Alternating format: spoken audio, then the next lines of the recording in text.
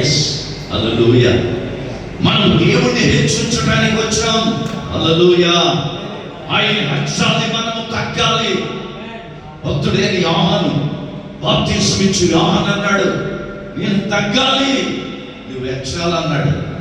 కానీ దేవుని బిడ్డలారా, మనము తగ్గాలి, మన ప్రభువు హెచ్చించబడాలి.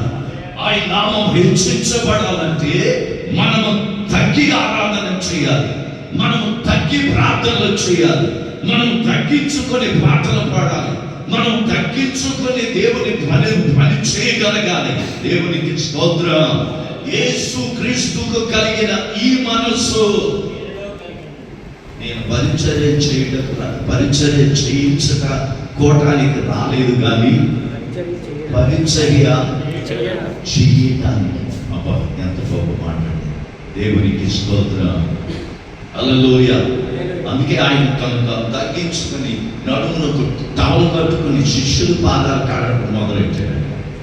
మన యేసయ్య మనసు ఎంత గొప్ప మనసు. భక్తుడు పాడాడు, చాలా బాగుంటుంది పాట. యేసు నీ మనసు ఎంత గొప్పదో, అది వరాల మూడని పాడతాడు.